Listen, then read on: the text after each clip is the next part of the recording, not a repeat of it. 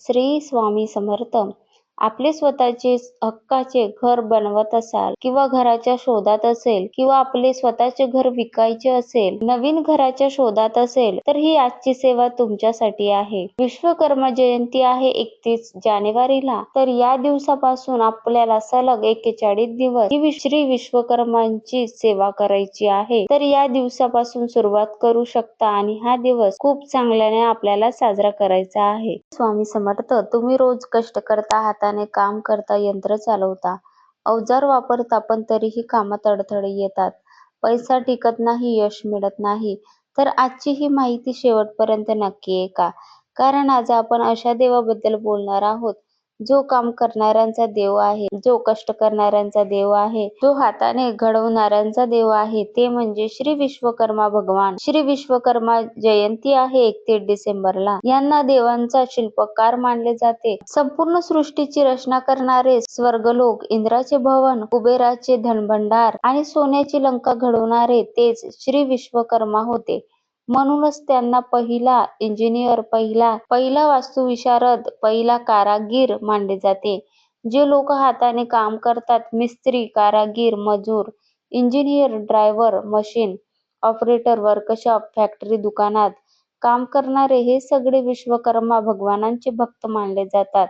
विश्वकर्मा जयंती दरवर्षी साजरी केली जाते. साधारण ती संक्रांतीच्या नंतरच येते. या दिवशी कामाची साधने, यंत्र, अवजार, वाहन, मशीन यांची पूजा केली जाते. हा दिवस काम बंद करण्याचा नसून कामाला आदर देण्याचा दिवस आहे. आपल्या हाताला, आपल्या कष्टाला, आपल्या साधनांना नमस्कार करण्याचा दिवस आहे. या दिवशी सकाळी लवकर उठून अंघोळ करून स्वच्छ कपडे घालावे.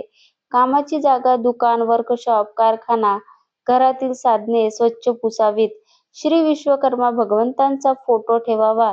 दिवा लावावा, अगरबत्ती लावावी, फुले, गुळ, फळ, मिठाई अर्पण करावी. विश्वकर्मा भगवानचा फोटो नसल्यास सुपारी स्वरूप त्यांना सुपारी घेऊन विश्वकर्मा स्वरूप त्यांचे पूजन करावे. यंत्रांना हळद, कुंकू, चंदन लावून नमस्कार करावा. या दिवशी एक गोष्ट खूप महत्वाची आहे, ती म्हणजे यंत्राशी रागाने वागू नका, अवजार फेकू नका, काम करताना शिवागाळी करू नका. कारण विश्वकर्मा भगवान कामात बसतात, यंत्रात बसतात, हातात बसतात. या दिवशी खोटं बोलू नये, कोणाची फसवणूक करू नये, कामात शॉर्टकट वापरू नये, मशीन खराब असताना चालवू नये, दारू, नशा, भांडण यापासून दूर राहावे, कारण अपघाताचा धोका असतो. या दिवशी श्री विश्वकर्मा चालीसा म्हटली तर कामात स्थिरता येते, हाताला सफाई येते, चुका कमी होतात, अपघात टळतात, नोकरी व्यवसायात प्रगती होते, बेरोजगारांना काम मिळण्याचे मार्ग खुले होतात. विश्वकर्मा जयंतीच्या दिवशी काम सुरू करण्याआधी मनात एकच प्रार्थना करा, हे विश्वकर्मा देवा, आज माझ्या हातून जे काम होईल ते चांगले होऊ दे, कोणाचे नुकसान होऊ देऊ नको, माझ्या कष्टाला यश दे. हा उपाय मनापासून केला तर कामात नक्कीच सकारात्मक बदल दिसतो. काम हे लहान असो मोठे असो, काम लहान मोठे नसते, देव काम पाहत नाही, भाव पाहतो. जो मन लावून प्रामाणिक काम करतो तोच खरा विश्वकर्मा भक्त. विश्वकर्मा भगवंतांचे आशीर्वाद मिळवण्यासाठी या दिवशी खरंच ही छोटीशी सेवा करा. विश्वकर्मा स्तोत्राचे पठण करा. या दिवसापासून 41 दिवस जर सलग ही सेवा केली तर नक्कीच आपल्या कामामध्ये यश येणार. विश्वकर्मा भगवान हे कष्ट करणाऱ्यांचा देव आहे. म्हणूनच कुबेरांचे धनभंडार आणि सोन्यांची लंका असे घडवलेले आहे. तर आपले स्वतःचे घर होण्यासाठी सुद्धा विश्वकर्मा भगवानची नक्कीच सेवा करा. 41 दिवस जर ही सेवा केली तर नक्कीच आपले स्वतःचे घर होतातच. आपण त्याची सुरुवात जरी करत असेल किंवा घराच्या शोधात असेल तर नक्कीच विश्वकर्मा भगवानची सेवा 41 दिवस करावे.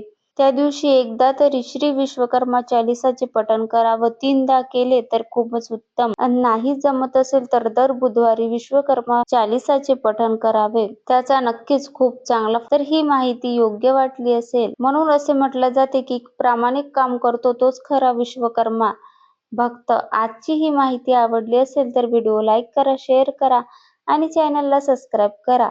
श्री विश्वकर्मा भगवान आपल्या कामात यश, सुरक्षा आणि समाधान देवो. जय श्री विश्वकर्मा. श्री स्वामी समर्थ.